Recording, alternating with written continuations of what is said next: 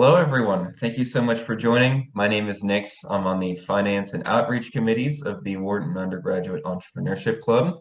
This is a WUEC event, and we're super happy to have you all here today. This is a pretty exciting conversation for us. We hope it's exciting for you, and we're grateful to be joined by Professor Tyler Rye this afternoon. Now, the name Warby Parker has been etched into the curricula of business classes across the nation. This revolutionary glasses startup demonstrated how an ancient industry could be revolutionized in the 21st century.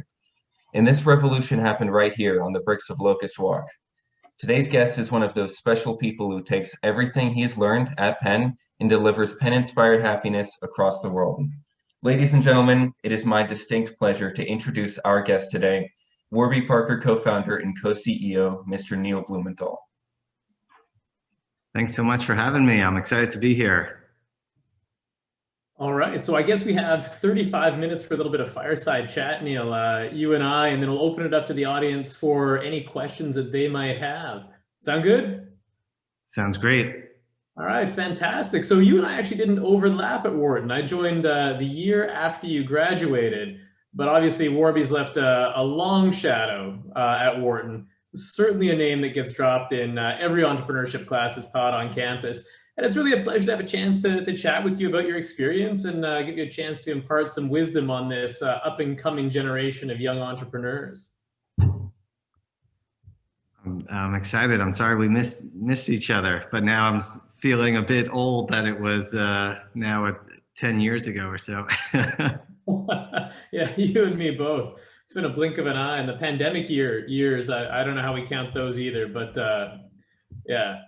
Anyway, let's get to the good stuff. So, I wanted to start right at the beginning, get into some questions about your background and how this led you towards the path that you took in entrepreneurship. And you have a bit of a different background than a lot of founders that we talk to. And so I'm a little curious, as the first question, how did you go from studying history and IR at Tufts University to doing your MBA at Wharton? Was this something that you always had intended, or what did that journey look like? Yeah, I think in undergrad, I was really passionate about foreign policy, and it was one of the reasons why I wanted to go to Tufts University, and sort of they're known for their international relations program. And I think like many very optimistic undergrads, right? I wanted to change the world. And the question is, well, how are you going to do that? And I thought pretty simplistically that if I could help get countries to stop engaging in wars and getting people to stop killing each other, right, then we could focus on these big issues like health and education. And that could be the type of positive impact that I sought to create.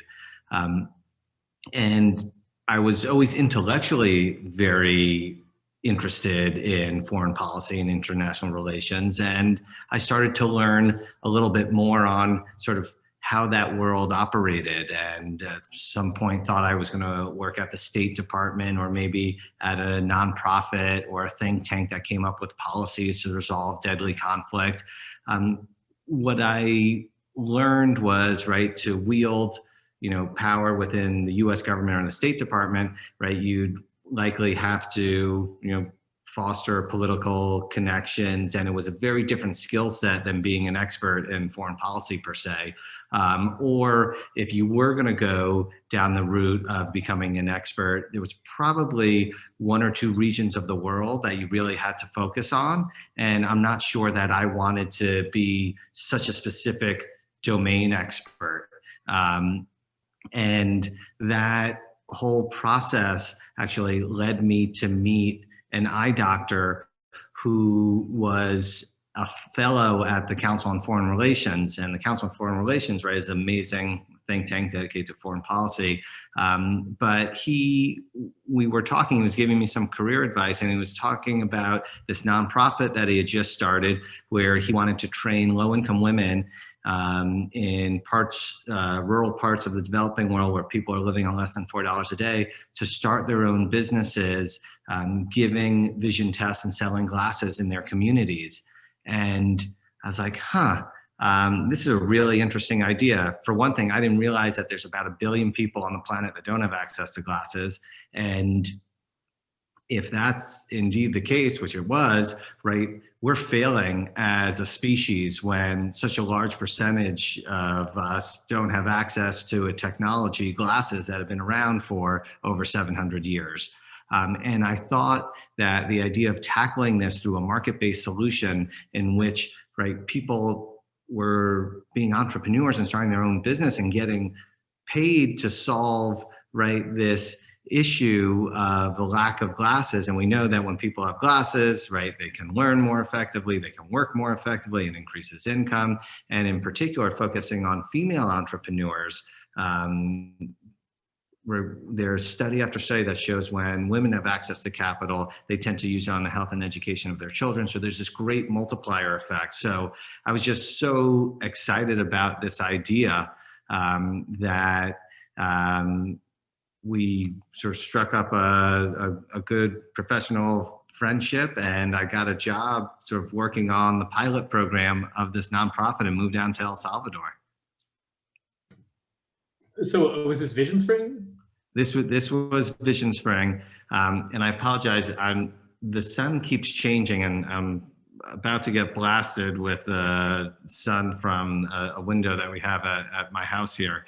So if I move a little, that's why. But this was the nonprofit VisionSpring. The original name for the nonprofit was actually SCOJO. The two founders were named Scott and Jordan, but we went through a rebranding, and it was actually really interesting. During that rebranding, I learned a lot about rebranding processes, and some of the exercises doing a rebranding at a nonprofit were some of the same exercises that I took when Jeff, Dave, Andy, and I were sort of building Warby Parker while we were on campus. But I moved down to El Salvador and just started working to train some of these women living in rural areas of El Salvador to start their own business selling glasses. And it was one of the best business educations or trainings that I could have possibly gotten, because we were introducing a new product that wasn't on the market. I had to figure out, right, how to price it. If we priced it too high, people weren't going to buy it. If I priced it too low, I wouldn't be able to properly compensate some of the folks that were selling these glasses.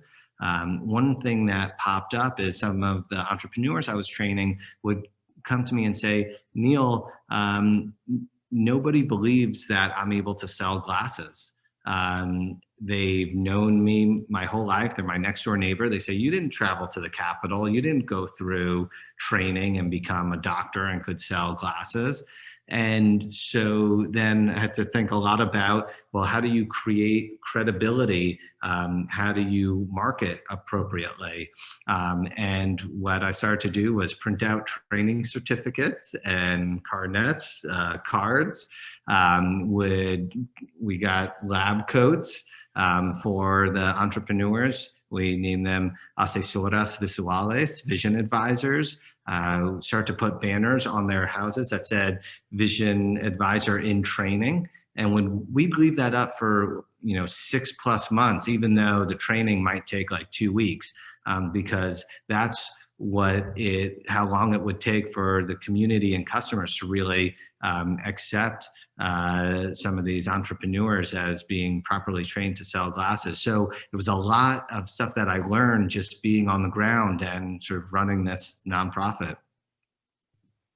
So that sounds totally awesome. And I love the story about going to El Salvador, being on the ground, actually grappling with these problems and getting some business education through that means. So walk us through how that related to the decision to come and do an MBA. Did you see this as something where there was a direct link, or were you trying to shift gears a little bit?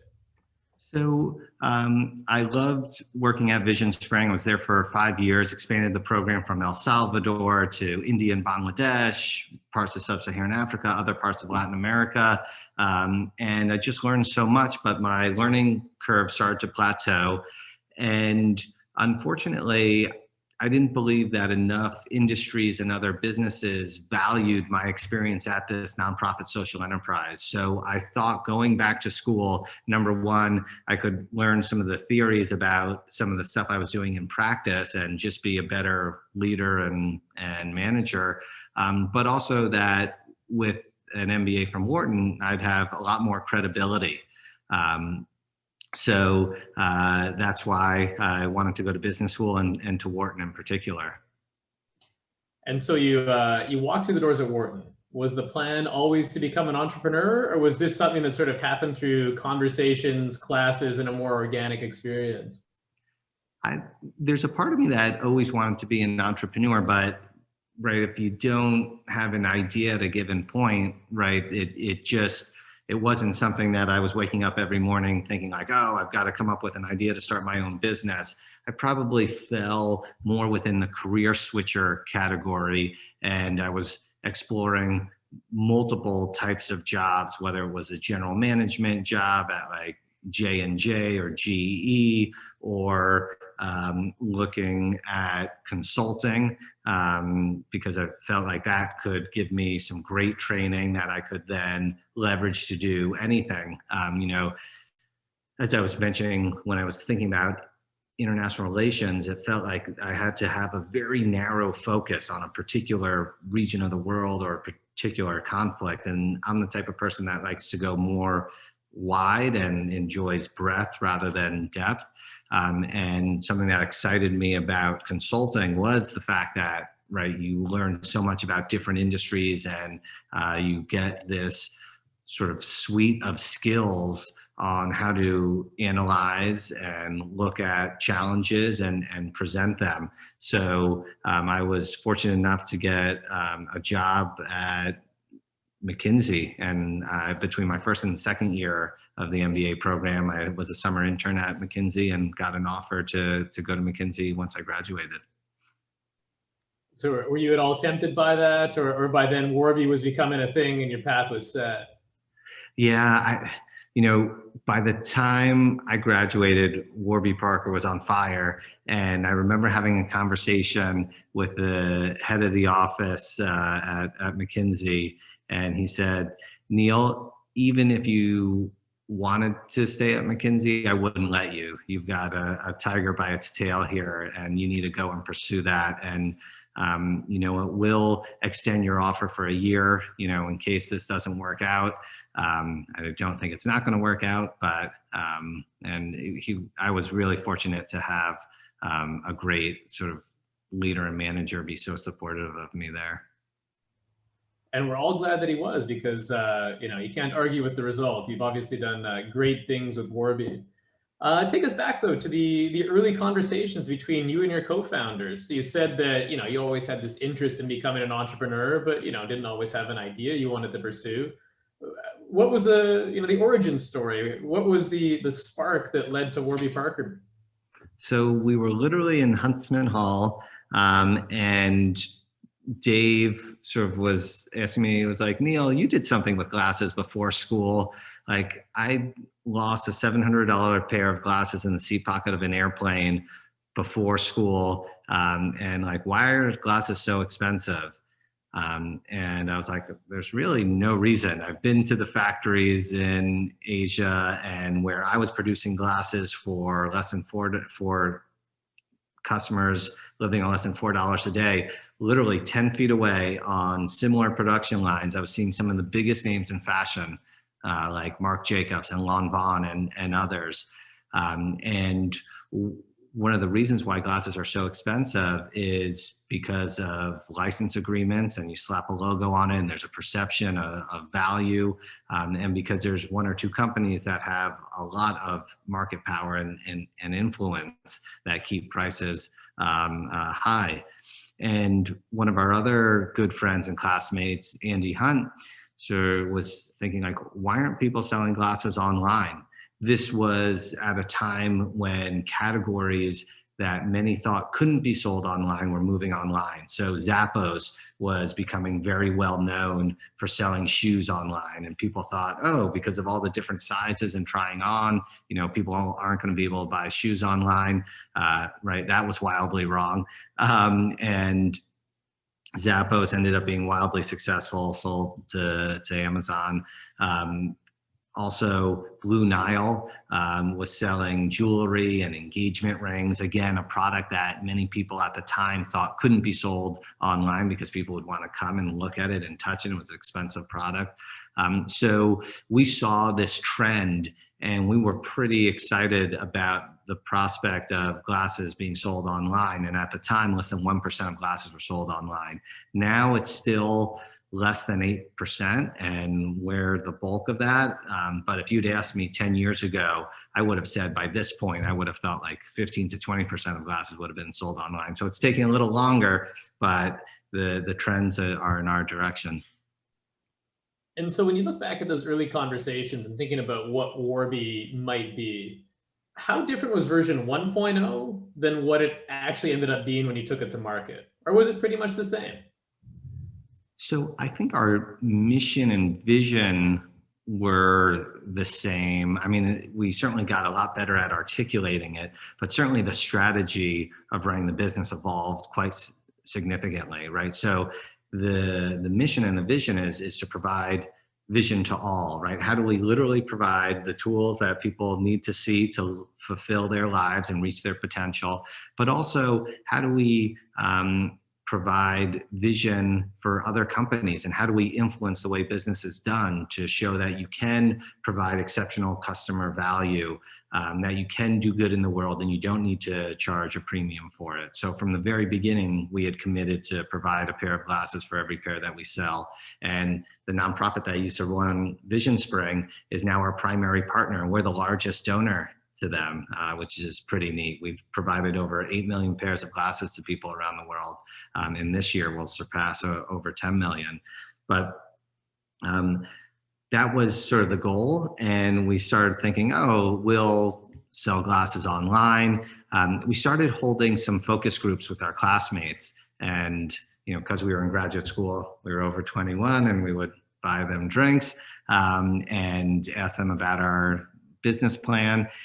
And a lot of people smiled and said, hey, that's a really great idea. And then there were some people that gave us some honest feedback. And it was, hey, I'm not sure that I would buy glasses online without trying them on first.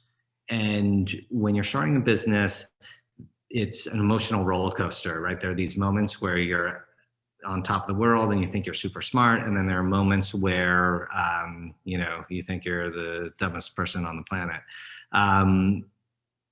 Needing to solve this issue of trying on, right, became clear that it was going to be hard for us to be successful if we didn't figure that out. So at first we thought, okay, there should be a technological solution. Can you virtually try on glasses? And mind you, this was before the iPhone's true depth camera. It was before Instagram had really taken off. It was before there were filters, and there just wasn't something that you could try on a pair of glasses that was true to scale, that would give a customer confidence that they could buy a pair of glasses based on virtually trying it on. So after many sleepless nights, we had this idea to do a home try-on program where we'd ship people 5 pairs of glasses. They'd have 5 days to try it on at home. And then if there was a pair that we would like, we would indeed cut the prescription lenses, insert them, and sell them a pair of glasses. Because of a pair of glasses, the lenses and the act of cutting the lenses and inserting them into the frames is the biggest part of the cost of goods sold. And if we were going to sell something and, like Zappos, have free returns, it would be very costly if we had a high return rate, because when someone returns a pair of glasses, there's not another customer that wants the same frame with the same prescription in each eye with the same pupillary distance. So we'd have to trash the lenses, which is, again, the highest part of the cost of goods sold. So our home try-on program would get customers comfortable buying online and then hopefully reduce return rates. Yeah, and it worked great, obviously. I mean, I can certainly speak from experience. I had some reluctance about buying glasses online, but I bought a pair from you, and loved trying them on, and seeing how they looked, and they were great. Oh, amazing. A totally missed opportunity that I'm wearing my contacts today. I had all day to think about chatting with you, and I didn't put on my Warby Parker glasses, so missed opportunity. Circling back to something you were saying about the orienting vision for Warby Parker, right from the beginning, it sounds like that social impact piece was really baked in. So was that you and your influence, having worked in nonprofit and wanted to change the world, or was it something that all the founders really agreed should be a cornerstone of the business? I think it came from all of us.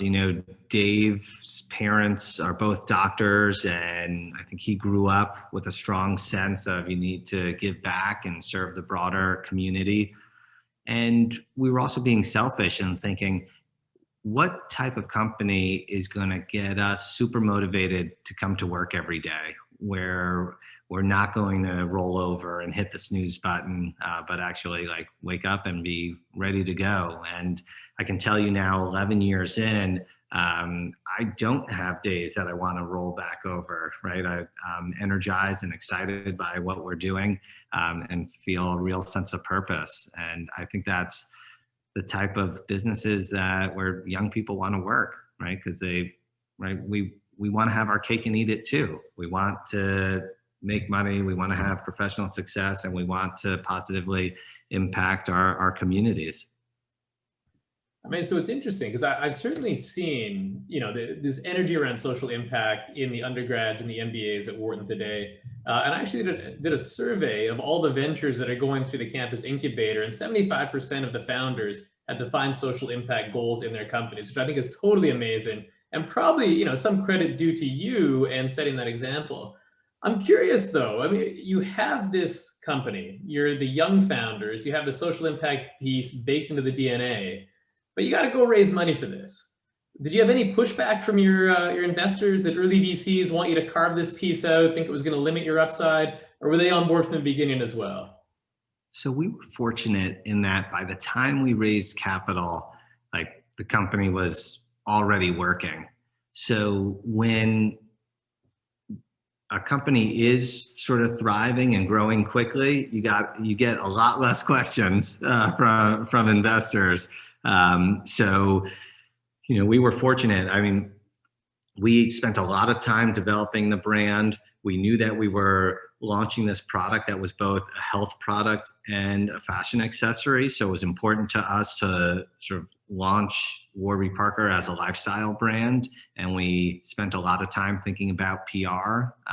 And my wife had worked in fashion PR back in the day. She had also launched a few businesses herself, so I'd learned a lot from watching her. She now runs her own startup called Rockets of Awesome, which is children's apparel. And we knew that sort of fashion was an insider's game, and fashion press is really important. So we spent several months building relationships with stylists and editors and told our story. And we're lucky to be featured in Vogue and GQ, sort of the best men's fashion book and the best women's fashion book. And when those articles hit, we launched the website, and the company took off like a rocket ship. We hit our first year sales targets in 3 weeks, sold out of our top 15 styles in 4 weeks, and developed a wait list of over 20,000 people. So by the time we really went to raise money, there was all this traction, and we were also able to show hey, this is a big market. And I think what investors look for is, hey, is this a real problem? Is this the right solution for this problem? Is it a big market? And is this the right team to solve this problem? And I think we were able to demonstrate that in a compelling manner. So a thought experiment here, and take it whatever way you want. Do you think that same experience that you had with the social impact piece and having the investors just come along because you'd shown that the wheel was going to spin, right? The dog could hunt, this was a thing. But if you were doing something where you hadn't validated all those pieces, do you think there would have been more pushback around the social impact piece? Or was this really just they were willing to take it as a part of the bigger pie they're investing in? or not? I think we would have gotten questions about the buy a pair, give a pair program, like how expensive is it? How does this impact gross margin, right? If we are indeed providing a pair of glasses for every pair that we sell. And of course, we were able to show that we still have healthy gross margins, with that. I think we also never tried to oversell our social impact as being driving consumer behavior. And I think that's really important when you're trying to raise capital, but also just managing a good business, is you need to understand what motivates your customers. And yes, our customers care about social impact, they care about the environment, but when they're buying a pair of glasses, for the most part, this is generalization, they care first and foremost, how does this pair of glasses look on my face, right? How much does it cost? Is it good quality? Am I going to receive good service? And lastly, if at all in that purchase calculus, does this pair of glasses do good in the world? So it was important for us to be realistic on what was going to drive consumer behavior and drive demand.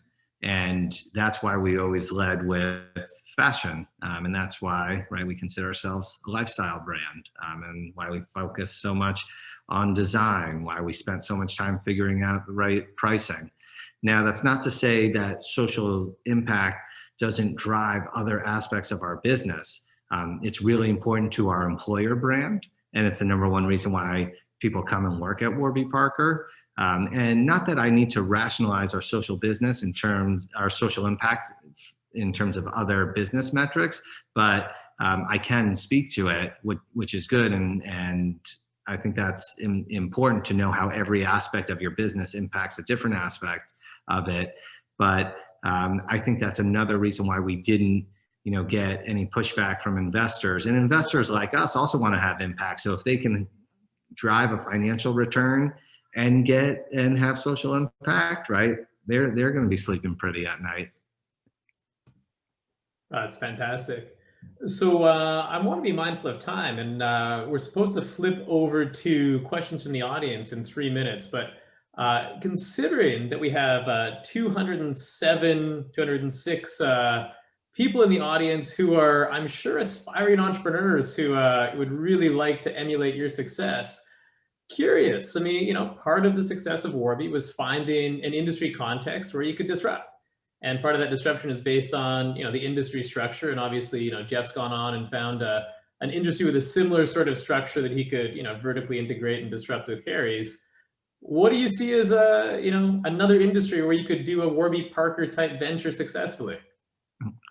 Well, I'm an investor in a business called Tend, T-E-N-D, and they're disrupting the dental industry. Right now, they just have dental practices in New York, but the dentistry is an even bigger market than eyewear, and it has a net promoter score of 1, right? And net promoter score, NPS, is a measure of customer satisfaction. And dentistry is known for not having really happy customers, right? People dread going to the dentist. So, right, I think when we look at where there are opportunities, big markets, low customer satisfaction, if you're looking to come up with a business idea, jot down a few frustrations every day, right? By the end of the week, you probably have 10 plus. By the end of the month, maybe you have 40 or so. And there could be a business opportunity in solving one of those frustrations. Yeah, I think you're absolutely right, and certainly consistent with how we try and teach entrepreneurship and opportunity recognition in the classroom. So it looks like we're right on time to flip this over to audience questions. So Sabrina, you were going to run point on that. Is that all right? Well, Neil, thanks for this chat. It was great to have a chance to meet you and have this conversation. And now we'll turn it over to the students for whatever questions they have. Thank you, Professor Rai, and thank you, Neil, for joining us. I see that Vivek has his glasses on, and they are from Warby Parker, so that's very nice. We should spot him we should spotlight Vivek later, actually. Moving on to Q&A, let's kick this off with a question from Benjamin. Do you want to kick us off? Let's see. Sorry, I have to unmute Benjamin very quickly. Benjamin, you can unmute yourself and ask your question whenever you'd like. Can you guys hear me? Yes. Awesome. Hey Neil, I'm a e-commerce entrepreneur. I run a few D2C brands, but they're all relatively small in, like the 5 to 6 figure range. But one thing that I've struggled with is replicating that growth to new ideas or brands that I have. So my question for you is, if you were launching Warby today, how would you get your first 1,000 customers, given that you have no brand equity, a very bootstrap budget, and the competitive ad landscape is so crazy right now. CPMs are an all-time high. How would you get the word out there about your brand? So I think it's very product and industry specific. We leveraged a lot of our friends and our family members and friends of family, and tried to create some level of virality. Right? Word of mouth is often triggered by an unexpected experience. So again, if you're able to wow a customer, in our case, right, getting a great quality, beautifully designed pair of glasses for $95 that would typically cost $400 or $500, right? That was unexpected. So that led to word of mouth and helped drive, additional customers. So I think it all goes back to what's the strategy, and is this something that's going to have a certain level of virality to it to get to your first 1,000 customers. Beyond that, it's very industry specific. So glasses, I'm fortunate that they sit on people's face and they're the first thing that people see. So it's something that could be something that people talk about. My co-founder, Jeff Rader, that went on to start Harry's, their primary product is selling razors. Razors sit in a medicine cabinet in a bathroom. It's not something that people chat as much about. So, they at times are more reliant on, right, paid customer acquisition than us per se. So it all sort of varies, right, depending on the product and the category. Amazing. Thank you so much, Neil, for the insight. Next up, we have Louis. You can unmute yourself whenever you'd like and ask your question.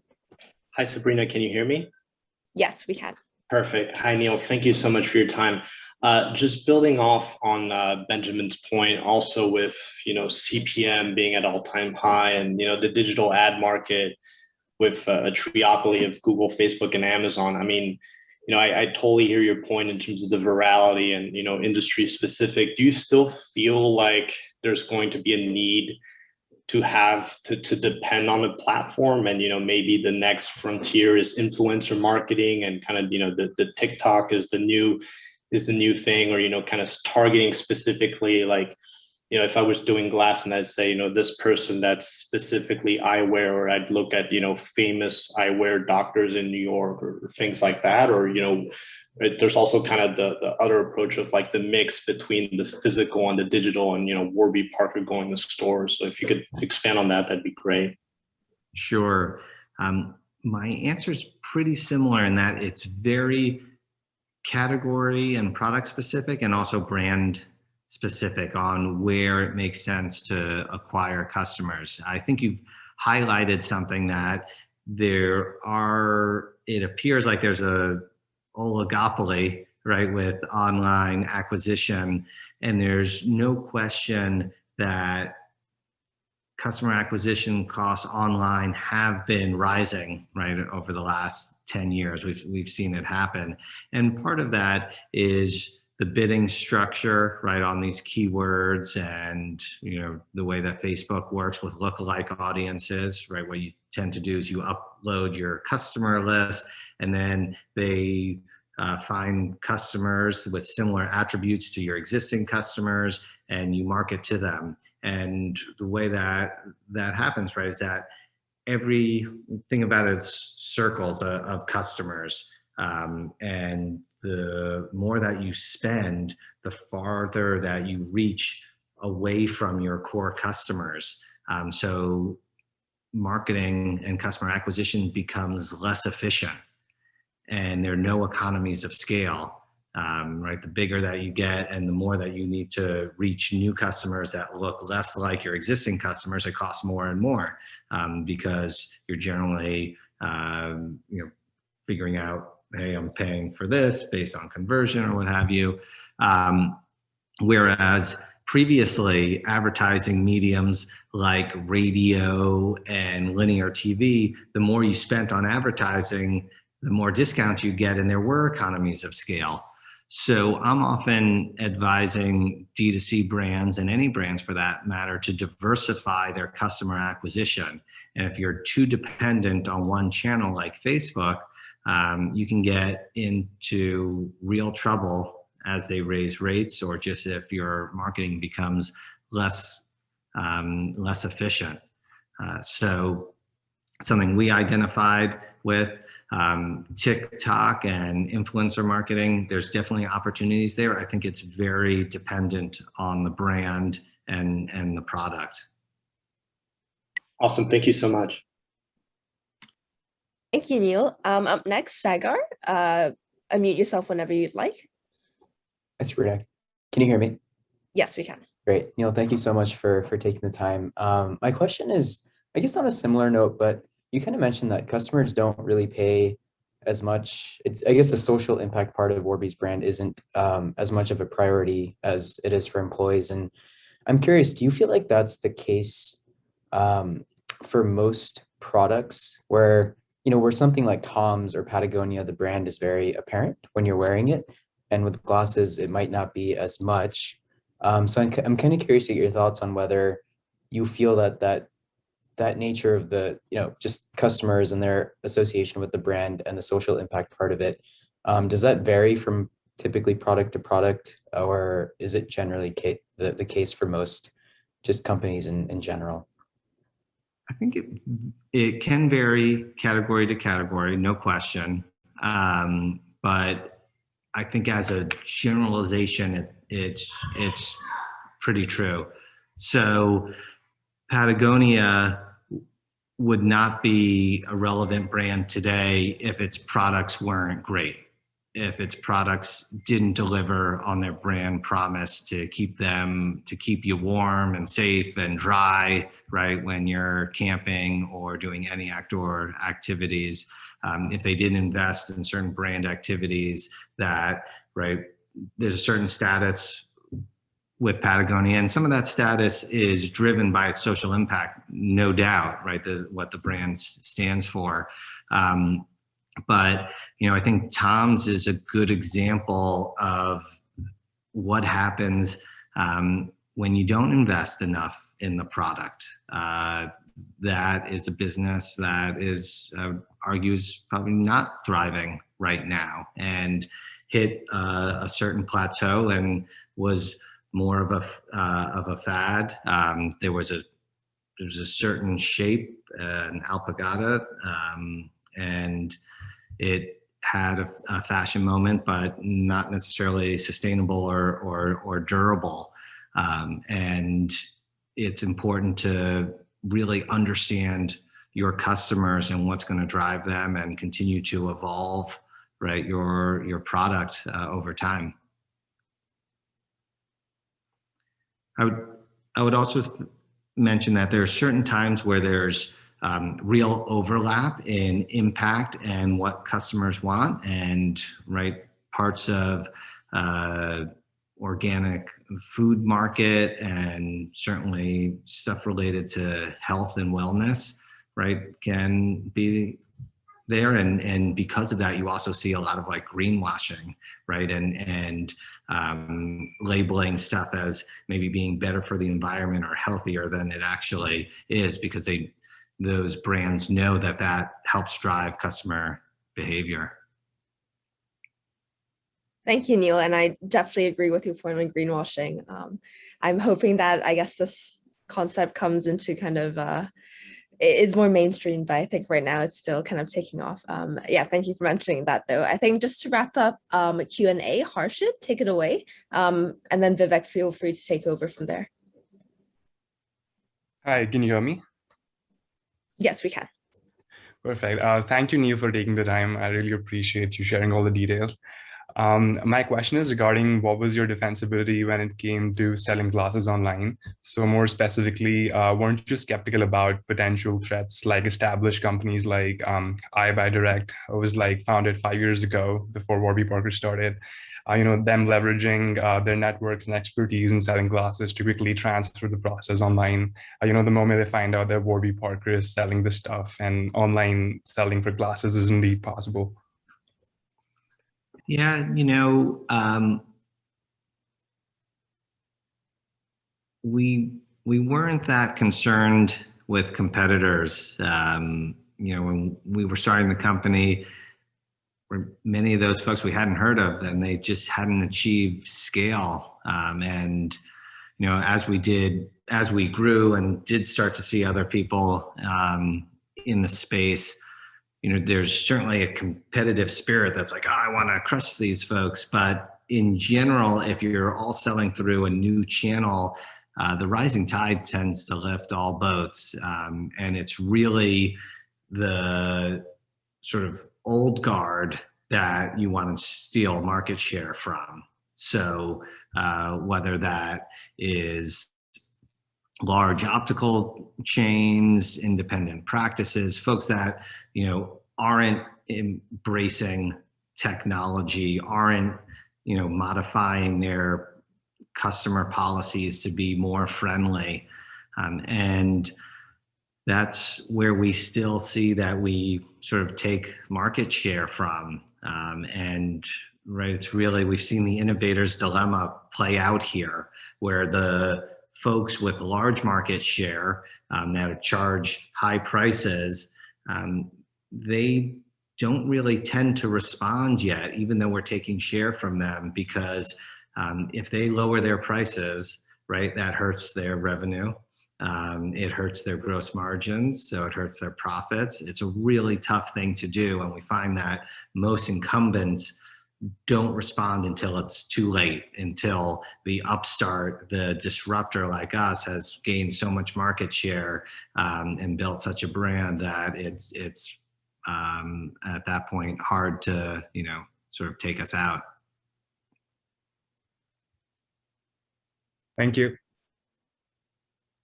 Thank you, Neil. Passing it on to Vivek. Of course, thank you, Sabrina. Okay, wonderful. You guys can hear me. I have to say, this was definitely a fitting end to our semester of Epic Speakers. And I have to thank you, Neil, for taking the time to be here with us today. I especially enjoyed how you spent your time working in a nonprofit and how you went from the position that many of us are in today to someone who's changed an industry forever. Thank you, Professor Rai, for the fantastic line of questioning, as always. And for everyone in the audience, it makes me sad, and I'm sure all of you are sad, that this is the last speaker event of the semester. But there's another semester ahead of us, and our lineup of industry behemoths will not stop there. So please stay tuned. So we at WUEC wish all of you an excellent final season and an excellent summer, and hope you can continue to come to our events next semester. So thank you, Neil. Thank you, Professor Rai, and thank you to everyone in the audience. Thank you guys so much. It was a pleasure to see you all and chat with you. Thanks very much, everyone.